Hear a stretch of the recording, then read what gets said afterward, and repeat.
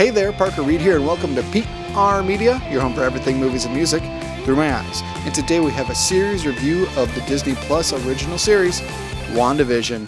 WandaVision is an American television miniseries created by Jack Schaefer for the streaming service Disney Plus, based on the Marvel Comics characters Wanda Maximoff, aka Scarlet Witch, and Vision. Set in the Marvel Cinematic Universe, it shares continuity with the films of the franchise and takes place after the events of the film Avengers Endgame. And in the show, Wanda and Vision are living an idealized suburban lifestyle, but they begin to suspect that everything is not as it seems. WandaVision has gotten a lot of attention because it's the first live-action MCU series, and I'm just going to talk about the overall series, just some quick points. I really enjoyed it. Some people complain that the first few episodes were a little bit long because they were just replicating old sitcoms, and there wasn't a lot in terms of plot elements and driving the story forward, but I enjoyed immersing myself in those. And I think after we got done with 20-plus movies, we needed something different. We needed something to cleanse the MCU palette, and this show was definitely that. And over the course of 9 episodes, it really ramped up to start to tie in more and more with the MCU, and also kept a family value to it that a lot of MCU properties do not have. I think the series did a phenomenal job of really building up the characters and fleshing out Wanda Maximoff and Vision. It really showed the emotional side of their relationship, where in movies like Age of Ultron and Captain America Civil War, we didn't get as much of that. They just kind of were a couple. But in this, you really see their connection. You see why they are such a great pair. And Paul Bettany and Elizabeth Olsen's performances are phenomenal throughout this show. And I said the same thing about The Mandalorian that I'm going to say about WandaVision. This feels just like a really long movie because they have the budget for it. They have the CGI effects for it. Sure, they're a little bit more grounded than the Star Wars movies would be or the MCU movies would be,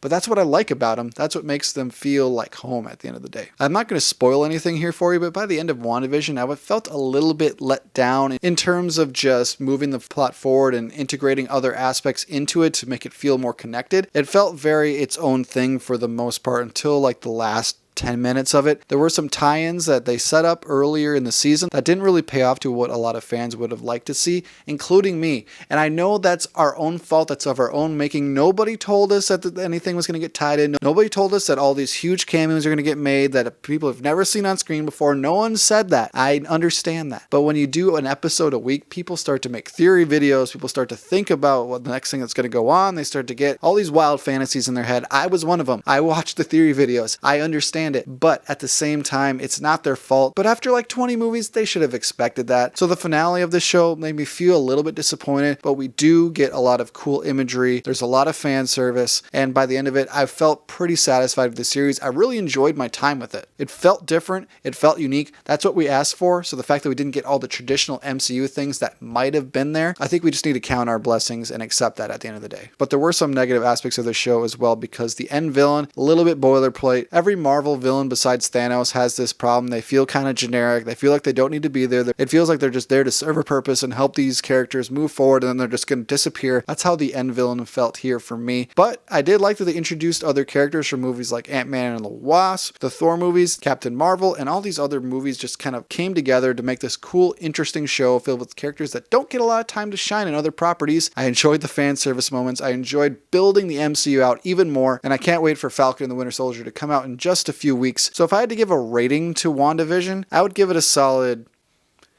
8.5 out of 10. I think it's really good, but the last few episodes just made me feel a little bit disappointed. That's just a selfish thing. But if we would have got a huge cameo in this, if we would have got just a huge occurrence in this that really made us go, whoa, what's going on? I think that really would have elevated it to a 9 or a 10. But 8.5 feels right for WandaVision. I enjoyed my time with it immensely. Thank you so much for watching this video. If you liked what you saw here, you can check us out on Facebook or Instagram and like, comment, and subscribe if you so choose. My name is Parker Reed. You've been watching PR Media. Keep supporting physical media, and I'll see you next time. Thanks, guys. Each day I pray for evening just to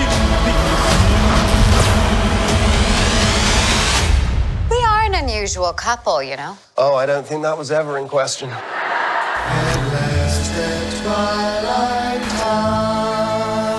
time. But what is grief? If not love, persevering.